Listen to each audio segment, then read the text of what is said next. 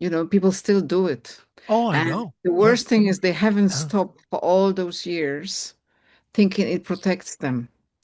When I read this article about the micro damage into the circulation of the heart of right. Komarov, Right. I suddenly thought I had a patient who died from heart attack. And why I thought it could be the reason, because his teeth were practically eaten. They were only standing above the gums a little bit, and that's symptom of lack of copper. But in that meantime, because he came to me, he was traveling from Slovakia, I think, or Czech, I don't remember, and he wanted me to build his teeth up to proper occlusion, and I thought that's not Right. possible.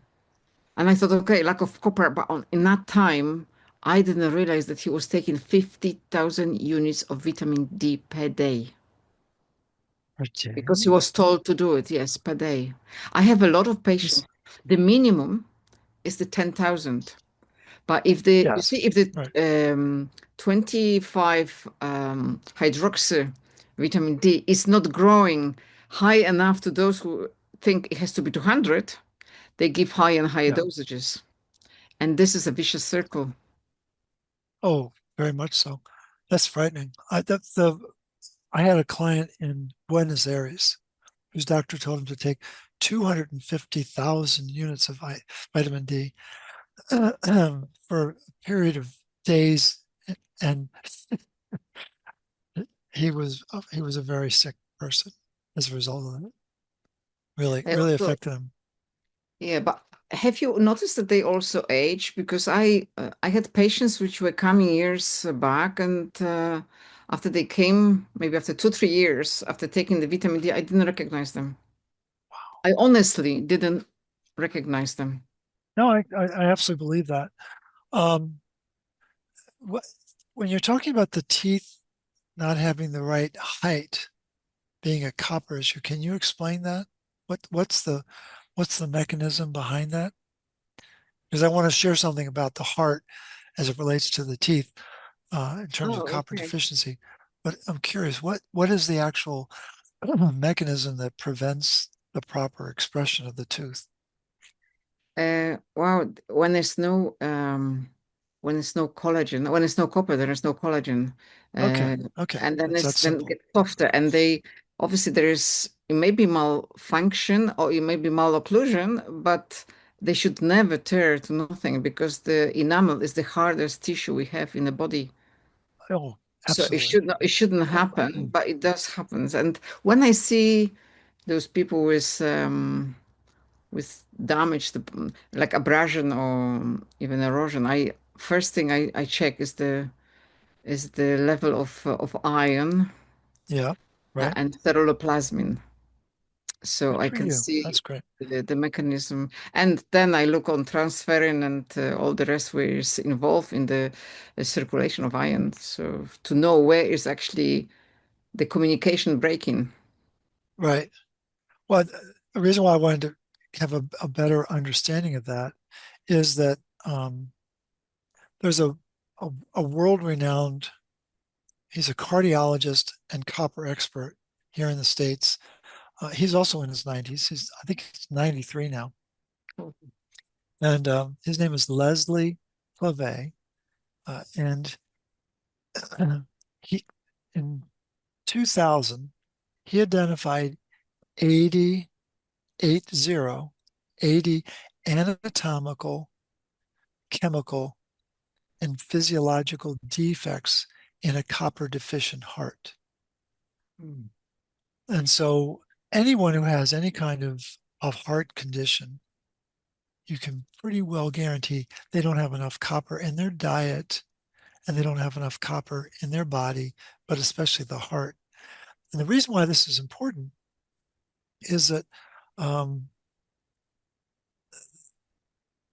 the tissue around our body has different numbers of mitochondria in it.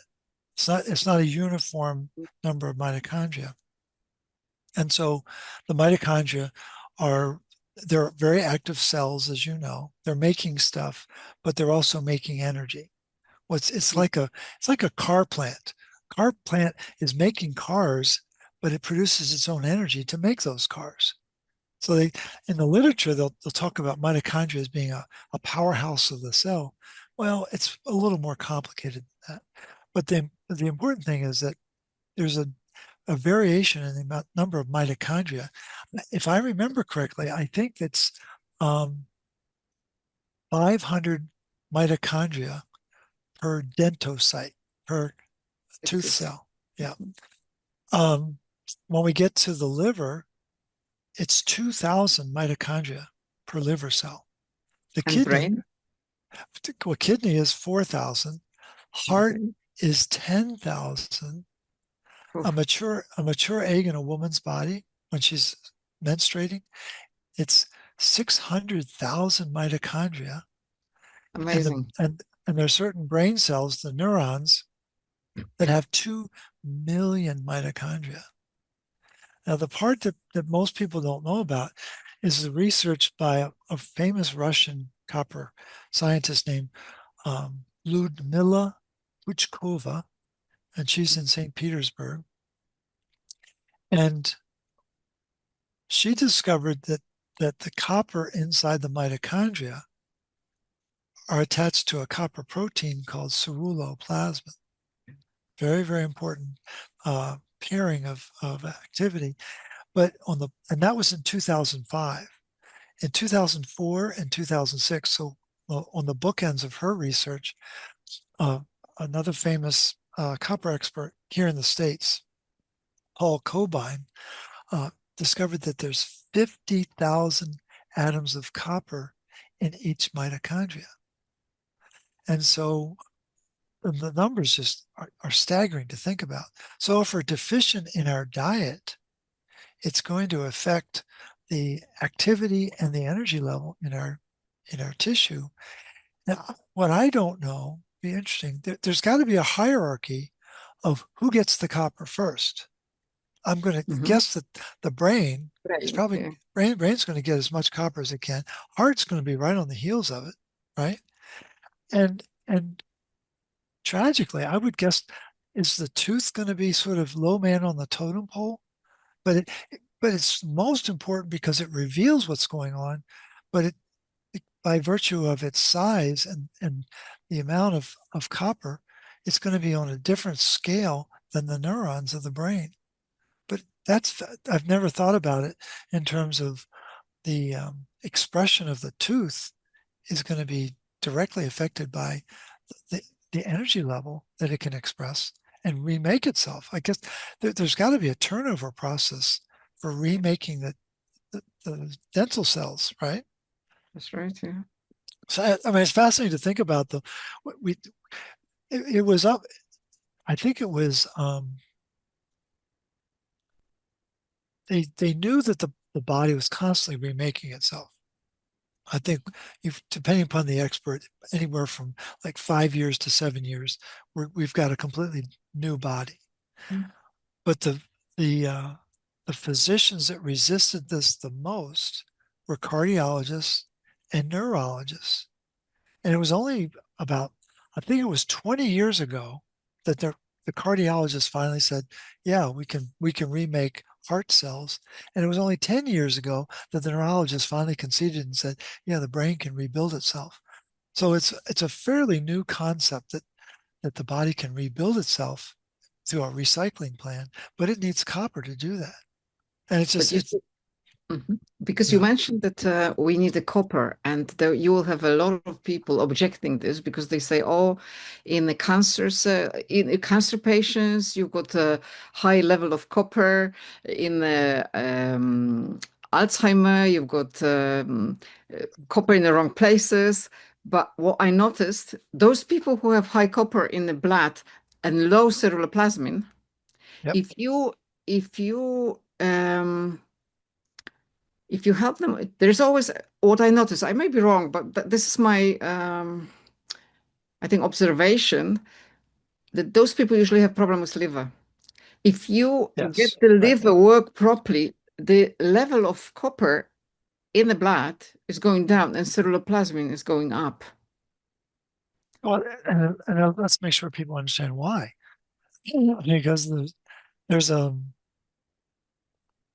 enzymes. They're found all over the body, but they're very important to the liver. They're loading the copper into the copper protein ceruloplasmin, and so that when that protein was first talked about scientifically, this was back in the late 1940s, they discovered that there were 8 atoms of copper in each molecule of ceruloplasmin. That's there's no other protein like that in the body. It's one of the biggest proteins in the body. It's like 1,066 or 1,046 amino acids. That's a big protein. For contrast, insulin is 45 amino acids. It's very, very Mm. different. So ceruloplasmin is very significant. And the enzyme gets activated. The enzyme that loads the copper into that protein is activated by retinol, vitamin A. So you have to have vitamin A in your diet in order to activate that enzyme called ATP7B. And then that ATP7B is what's loading the copper. And it's principally taking place in the liver, as you noted. And the tragedy is, if you look at the liver, it's like a giant triangle, and it actually has two parts to it. There's a little triangle and there's a bigger triangle. And I would not have designed the body this way, but for some reason our maker and Mother Nature wanted to make it more exciting. But when we start to accumulate iron in our liver, because we don't have enough copper in our diet, the part that fills up the fastest is the little lobe, the little triangle of the liver. Iron starts to build there, and that's where the copper is supposed to be loaded to make ceruloplasmin. So anytime you have someone who has high copper in the blood, low ceruloplasmin, you can bet that their liver is filling up with iron. And it's absolutely fascinating how they're all connected. When you're saying this, will that have anything to do with the bile then? If it's in that Oh, place? absolutely does. And so that enzyme, that ATP7B enzyme, it has two jobs. One is to load copper into um, the ceruloplasmin protein. But if there's an abundance of copper and the body doesn't need all of that copper in the diet, ATP7B is loading copper into the bile Ah, to get rid of it. And that's its secondary job. And so this ATP7B is like a shuttlecock, like in a big loom. If you're making something and you're running the shuttlecock through the wool, at some point it's going to be making ceruloplasmin, but at another point it's going to be getting rid of the excess mm. because it knows that copper can't just sit still. It's a very important um, mineral that needs to be used or we lose it. And what's fascinating about it is we are designed to lose whatever excess copper we have, but we never lose our iron. We hold on to iron with a vengeance, and people don't know that. And so they believe in this idea of anemia. And the meme that's running medicine and dentistry, I'm sure, is you're anemic and you're copper toxic. Your iron Yeah. looks low in the blood, your copper looks high on the blood. Well, but what's important to understand is that when iron shows low on a blood test, it means it's stuck in the tissue. And when copper shows high on the blood test, it means it's missing from the tissue. It's been it's been mobilized to deal with some kind of metabolic or immune threat, and that's not how it's taught in medical school or dental school. Absolutely And that fascinating. and that is also the amount of iron which is loaded into transferrin depends of hepcidin, Yep, and yep, hepcidin reacts to inflammation. Yes, So when the inflammation starts, this the hepcidin is growing up and it stops the ferroporta. Is that that's right? that's exactly right. Or So, when you, well, uh-huh. there are a lot of cells in the body, a lot of tissues in the body that get involved in recycling iron, and the iron needs to come out of that tissue and get back to the bone marrow so we can make new red blood cells. So to give people a perspective, every second of every day, we're turning over 2.5 million red blood cells. It's a lot of red blood. You and I have been talking now for about 50 minutes, times 60, times 2.5 million. That's a lot of red blood cells we've been making. But in the course of the 24 hours, it's 200 billion red blood cells need to be made. Now, what will surprise people is to find out that in order to make 200 billion red blood cells, we only need 25 milligrams of iron. That's a Mhm. very small amount. It's a very tiny amount. But what will shock your listeners and your patients is to find out that 24 of those 25 milligrams come from a recycling system that's run by what are called recycling macrophages. They're very smart critters. They hang out mostly in the spleen, but there's some in the liver and in the bone marrow. And those three areas of our body, the spleen, the liver, and the bone marrow, are involved in this daily recycling process. So 24 of the 25 milligrams come from the recycling, and only 1 milligram of iron is supposed to come through our mouth. And that's research that goes back to the 1930s, where they confirmed that and codified that. But the part that's critical, which you've raised, is that there is this hormone called hepcidin made in the liver, but it's made in other parts of our body as well. It's an ancient protein that has the ability to stop that recycling program.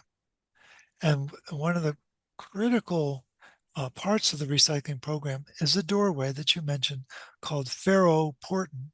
So ferro is iron, portin doorway, iron doorway.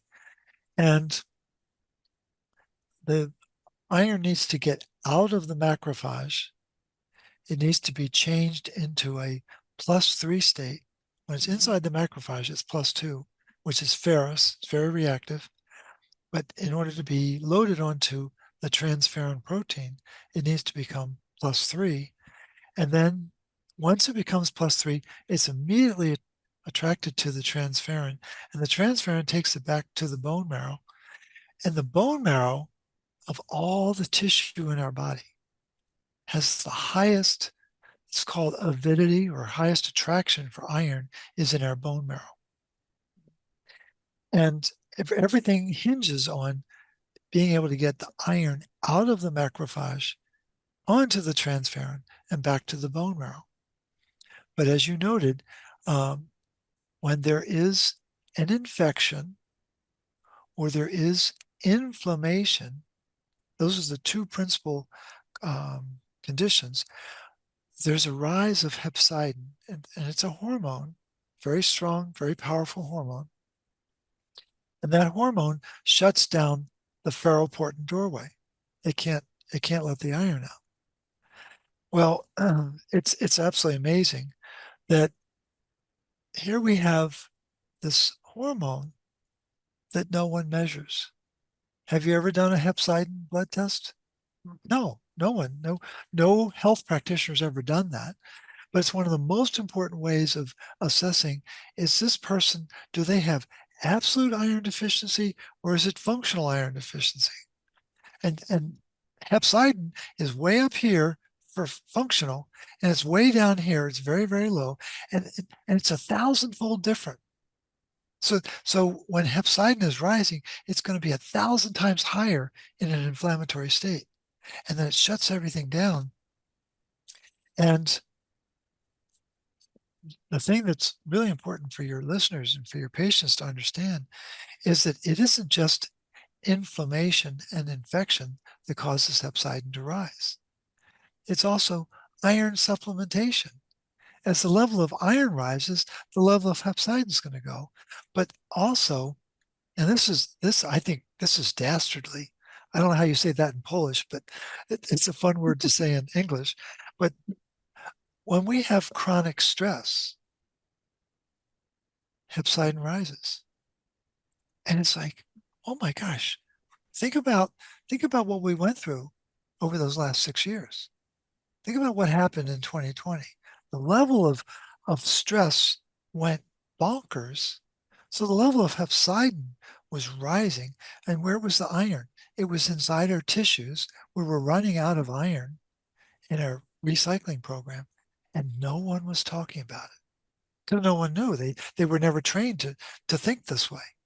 And so it's absolutely amazing to reflect on the metabolic chaos that was being created worldwide from the stress that was being created. Don't you dare leave your house. Don't leave your house without a mask. Don't congregate. Don't do this. Don't do that. And it totally changed our physiology. And no one was the wiser. Then you have a stress. The hepcidin is rising. The iron gets stuck. So there must be a Fenton reaction then and cause inflammation. Yes, absolutely. So And so if you get on top of that zinc and vitamin D after a while, even if it's in a low dose, this is from the article you sent me actually, yep, in a low dose, but through the long time, because I've got patients which are taking 4,000 and they ill. Obviously, there are patients who are taking a lot more, but right. it actually decreases the hepcidin, Yes, but allows the iron +2, the toxic iron, to get out that's and exactly right. causes even worsen the symptoms. So, do you think that maybe this mechanism of this periodontitis, which is worsened by vitamin D? Wow. Or you think it's something else?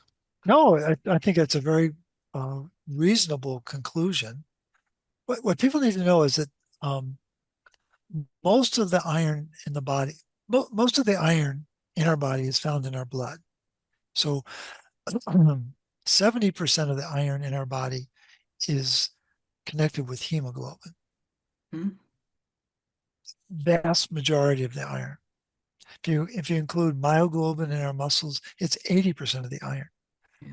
And a very small percentage of iron, it's probably less than 1%, is found in the blood bound to transferrin. But what Mhm. you're bringing up is it's called non-transferrin bound iron. It's not connected to transferrin. It's just free floating iron. Well, you don't. It's like a free floating hand grenade. You don't want a free floating hand grenade in your blood. But then you see, Porphyromonas gingivalis and gingipains, they feed on iron. So when you deliver this iron to the gum tissue, Yep. it's going to be increased in periodontal disease because it's going to be increased in pathogenic bacteria. So Well, the the pathogens live bacteria on is the not iron. the Yeah. yeah, and yeah, because you can say the bacteria can change the behavior depending on the host, and Yes, the host will behave depending on the ion. So really, if you put the ion in the middle, that's right. this is completely different point of view. And I started thinking because I'm preparing for that lecture about connection. This is the type 3 Alzheimer, which is a toxic, depends on the bacteria in the mouth. And I started actually thinking, because all this Fusobacterium nucleatum, Porphyromonas gingivalis, Entomeba gingivalis, Yeah. they can exist without causing any trouble. So what is first? If first is the iron dysregulation, Right. that touches the brain.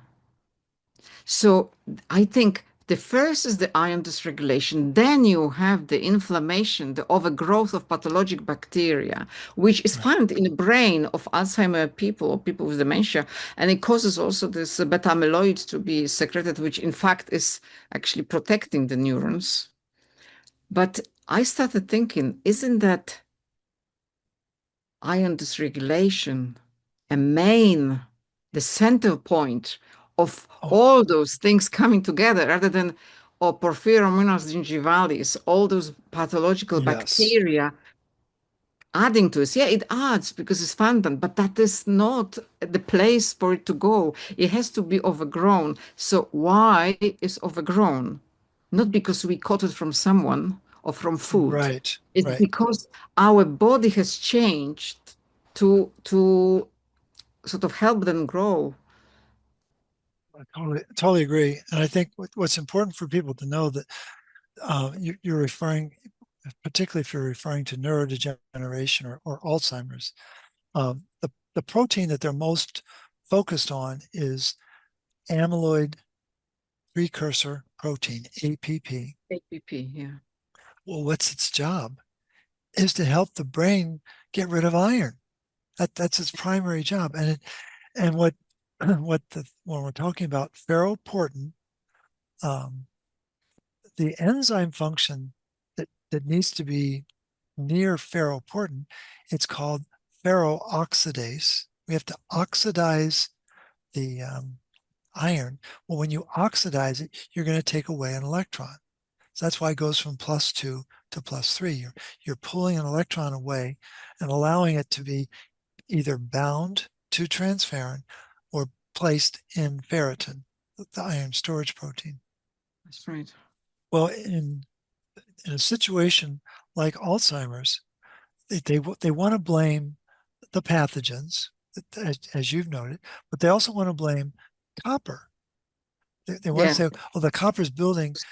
And yeah. the reason why copper is building on the outside of the neuron is that if if the iron doesn't get out of the neuron to recycle the way it's supposed to, it affects the function of the amyloid precursor protein, and then it starts to produce what's called amyloid beta plaque, and that prevents the APP protein to change copper from copper 2 to copper 1. And if copper 1 can't be produced, it can't get inside the neuron. And so they're blaming the mechanism of the failing APP because of the buildup of iron. And they're saying, well, look at the buildup of copper. Well, there's there's at least 70, probably upwards of 150 times more iron in our body than copper.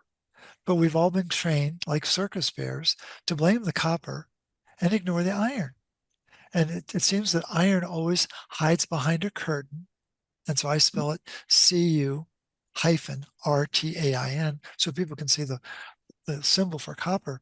But it's so important that people realize that this neurodegeneration, and it's also called type 3 diabetes. Yeah, I'm sure you've heard that. Well, there's a wonderful article.